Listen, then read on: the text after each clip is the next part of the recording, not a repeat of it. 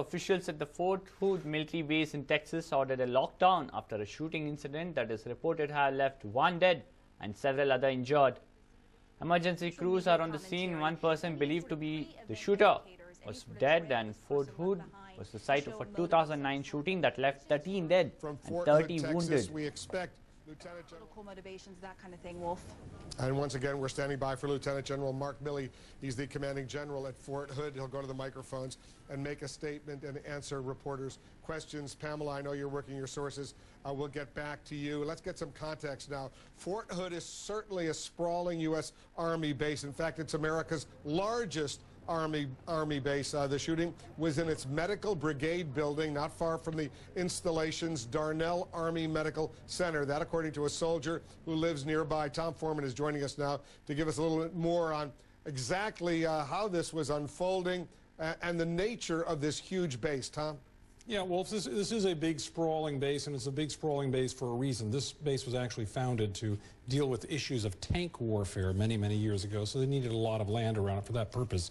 Basically, the main part of the base is laid out through here, Wolf, in sort of a rectangular pattern, side to side. If we go to the main gate of the base, this is the one that was shut down fairly early on in this process, and a lot of focus was right here for a while in terms of making sure they knew who is coming and who is going. If you go down this road, though, a bit, this main road in, there's another checkpoint here. You come to the base headquarters right here. This is really the command center of the base in the middle, where so many things would center around. And then you mentioned the hospital and where the shooting is believed to have happened. That's all right down here. Again, very close. There's the gate over there, the headquarters over here. This is the big medical center there on the base that serves not only thousands of soldiers, but thousands of families connected to those soldiers coming in there with their wives, their children, their husbands, all sorts of people who need some sort of care during this time. So a very busy place right in here.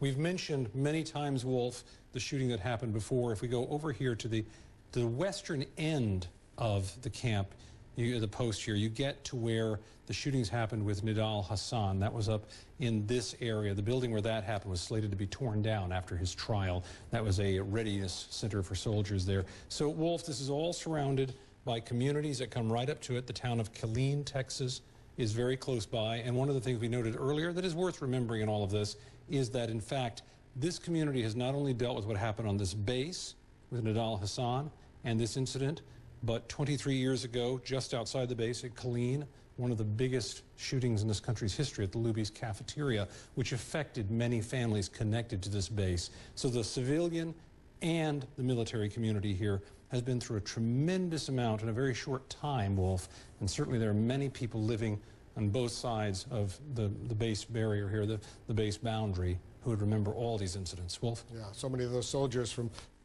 Hopefully those families can get back to their lives. All right, General, thanks so much, General Russell. Well, as of now, the reports coming in are that 2 people have been confirmed dead and others have been shifted for medical care. Few of them are said to be in a critical condition. Mark Milley to be speaking momentarily. In fact, I think he's at the... Moving on, a head-on collision between 2 trains has resulted in a massive tragedy on tracks in Sonbhadra region in Uttar Pradesh. The incident took place when a passenger train collided into the Chaupan Intercity Express. Two people have been killed at the spot and at least 12 people have been injured in this mishap. Rescue and relief operations are underway. That's one of the bogie of the Bina Katani Chaupan Bina Express, second class bogie that is completely derailed after this head-on collision with another passenger train. The local district administration has reached the spot and the rescue and relief operations are currently underway. At this juncture, it's not clear on what really triggered this collision, considering the fact many of these trains have intelligent anti-collision systems in place. And was there any human error on part of the controller?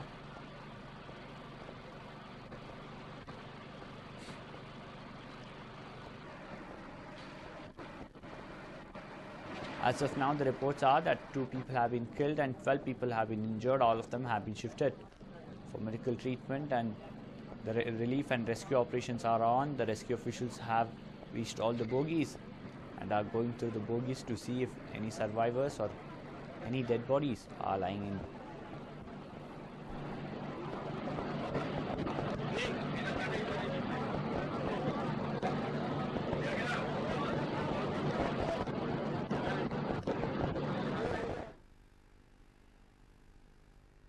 Moving on, a massive cylinder blast has resulted in severe devastation in Whitefield. 11 cylinders which were placed in a godown exploded late last night. Several fire tenders were rushed to the spot and finally they managed to douse the fire.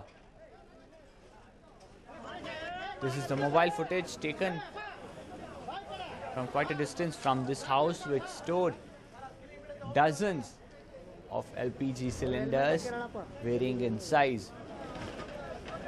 This massive explosion led to severe damage in and around this building. Several houses located around this plot have suffered serious damage. The window panes have been shattered. Other furniture and goods inside the house have been damaged as well. As you can see, that's the godown where several dozens of cylinders were stored, and 11 of them have exploded in this particular tragedy. Thankfully, there is no information of loss of life or any major injury. The police and the fire brigade officials managed to reach the spot and bring the fire under control and douse it in a few hours, but as of now, no reports. And exactly what really triggered this explosion? Was there an LPG leak which further led to this explosion? Or was there any other reason? Also, now the fire and emergency service officials will ascertain if this place, which stored so many cylinders, had the necessary clearance.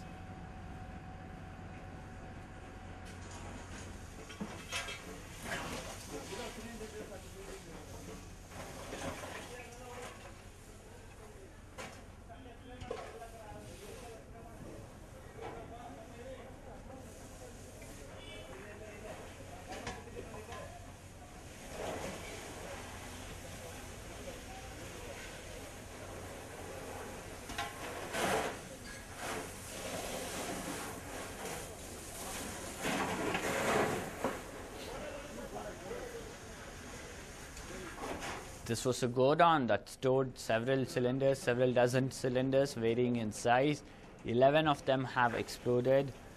The reason is not known yet, but definitely raises question on how a house in a residential area can store so many LPG cylinders with visibly no safety precaution in place.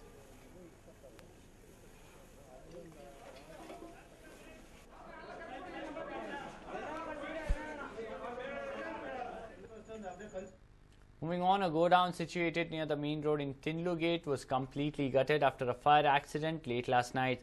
The godown that stored tyre was up in flames in minutes following a short circuit. It is reported that the residents immediately brought in water tankers to douse the flame, but the intensity of this blaze was such that these water tankers were of no match. Later on, the fire tenders were brought in, and 3 fire engines which rushed to the spot managed to bring the flame under control and douse it.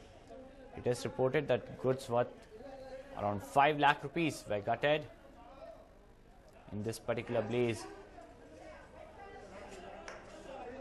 This is a tyre godown in Vidyaranyapura that has gone up in flames late last night. Thankfully, there were no workers inside this godown, so no reports of injury or any deaths.